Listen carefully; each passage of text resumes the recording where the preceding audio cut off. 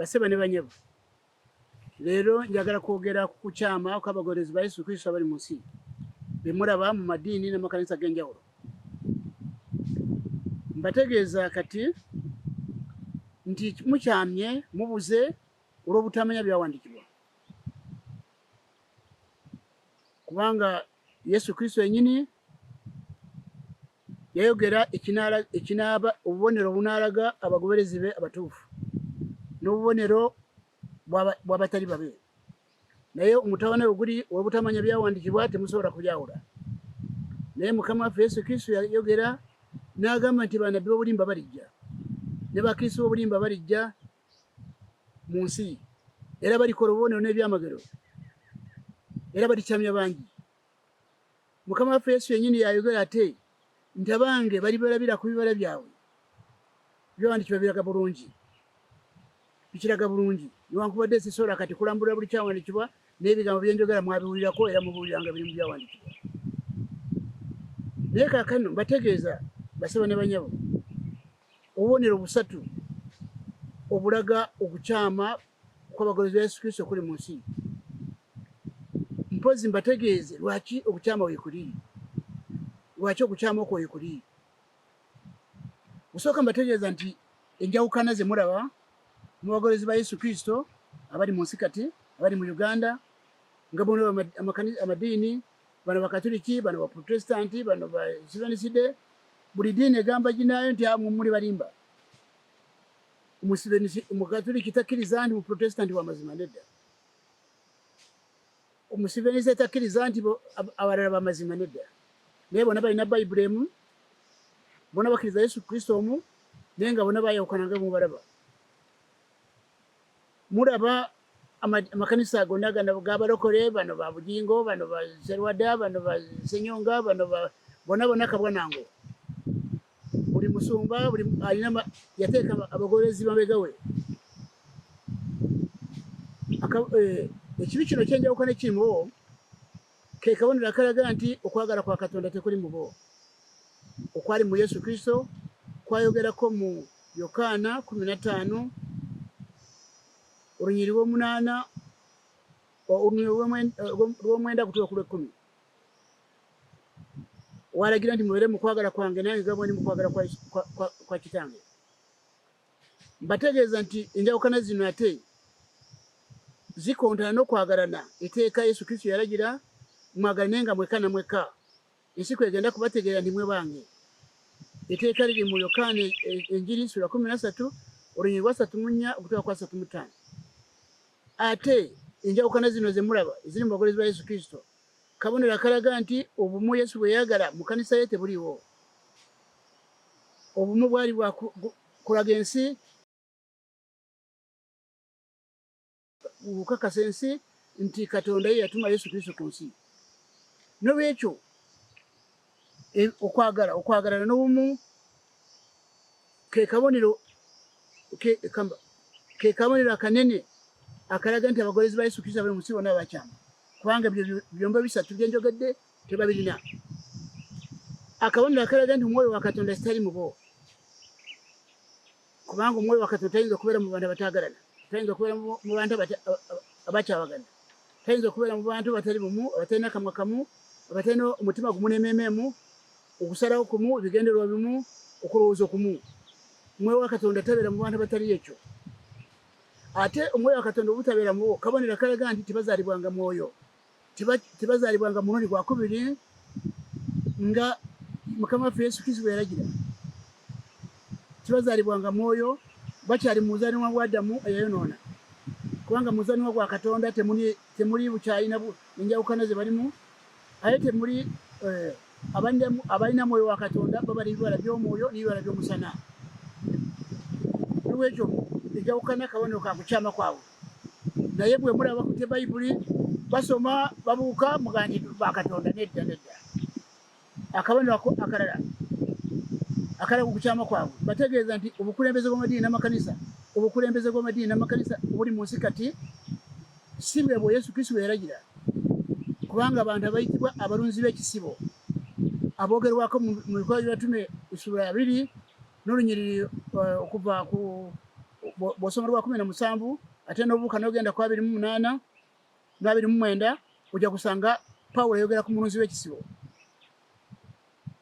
Ate ebyandikibwa bimulaga biraga abalunzi b'ekisibo nga bwe baali bakufaanana okusinziira mu Tito, ebbaluwa Pawulo yawandikira Tito n'eyawandikira Timoseewo alaga ebisaanyizo omuntu anaakulembera ekibiina ky'abakkiriza yali akubeera nabyo.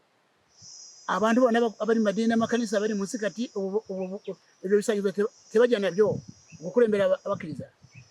Bo bangi balowooza ku birabo 5 by'omwoyo ebiri mu Efeso 4:11 ebyo obubulizi bw'engiri, obutume, alunda, omuyigiriza, ebibonero 5 manya ebirabo 5 biri awo bye beesibako.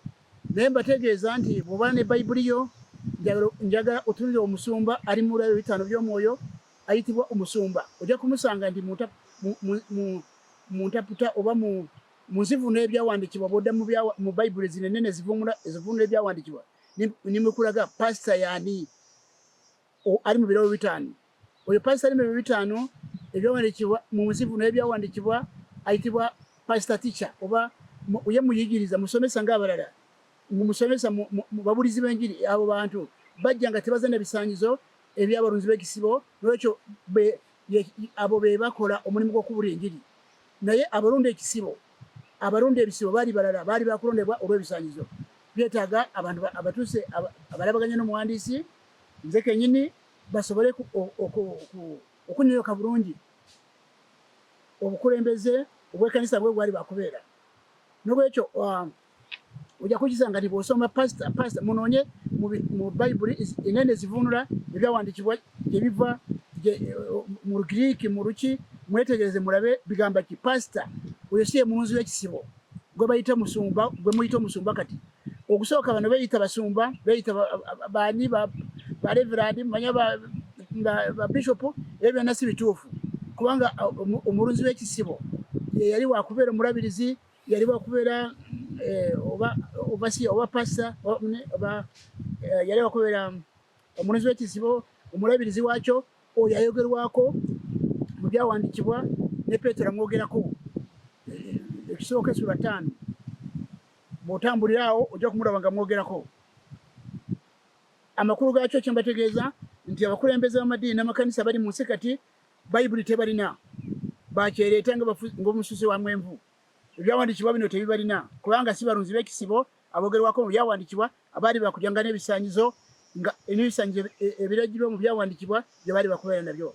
Ekyokusatu mbategeeza nti ssente zonna abasumba ne bannaddiini ze basolooza ku bantu kati ze mulaba, Yesu Kristo taziragiranga mu ndagaano ye empya y'ekisa. Nedda. Endagaano ya Yesu Kristo y'ekisa yajja n'enkola yaayo, ate endagaano ya Musa yali n'enkola yaayo, yakoma ku musalaba.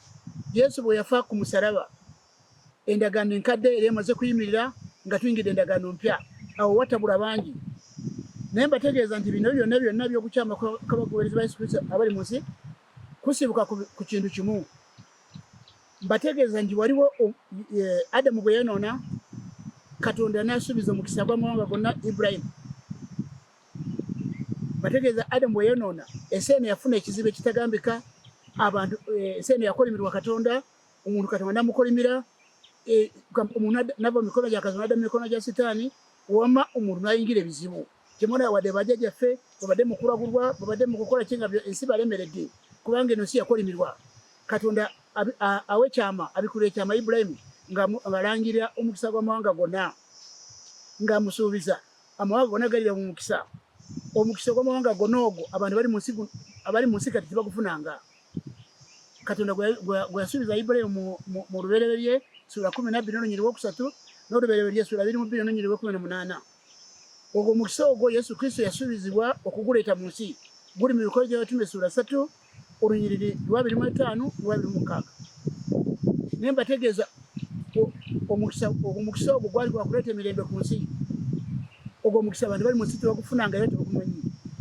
Amadiini n'amakanisa Yesu Kristo bamwesigamya ku Musa ne bannabbi mu kifo ky'okumwesigamya ku mukisa gw'amawanga gonna Katonda gw'abasuubiza Ibulayimu. Ekizibu kiri awo.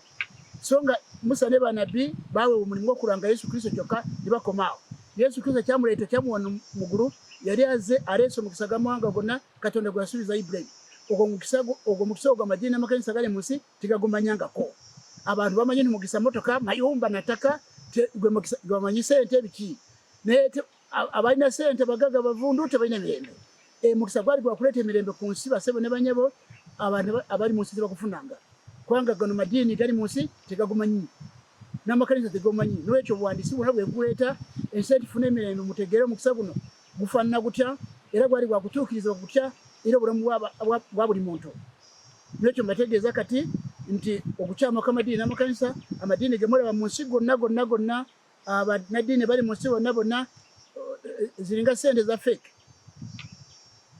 bafanana esente zimwe za fake esente z'ebichukuru sibo benyina bali sibe barunzi b'ekisibo abali mu byawandikibwa bino era mbategeeza abempaka mu bene Bayibuli kubanga ze bigambo obwandisibwa nawebwa butudde ku njiri ya Luka 12 abatume 12 ba Yesu Kristo ne Paulo obwandisi bwange ko butura kigambo kino kyenjogera kitekwanga kitudde ku byawandikibwa n'ekyo nengera kutegeeza government ya Uganda President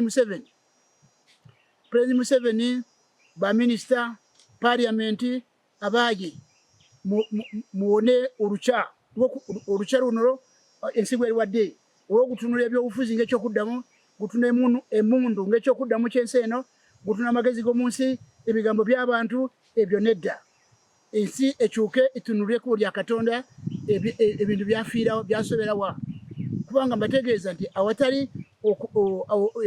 enji ya Kristo kudda ku nsi emirembe tewali teri agenda abantu bomulembe guno bakuzikirira okujjako nga bategedde obwandisi buno bugamba ki obwa ku nsi 1998 bwa nawebwa bwabwerere eri buli muntu teri sente teri 10 mbategeeza buli muntu agobere obwandisi buno mu weekendinyi kubanga bayi byandi biraga temugananga yogera biri mu masosolika ekisooka muve musure nyenga mu 19 rudawo temugananga yogera wabula mwekenenye temuzizanga bunabbi mwekenenye basebo ne banyabo nze sigambe byange mu bikwate ngeteeka ne mu byekenenye nga mukozesa ebyawandikibwa byembawa n'ekyo basebo ne banyabo mugobere wandisi buno muwone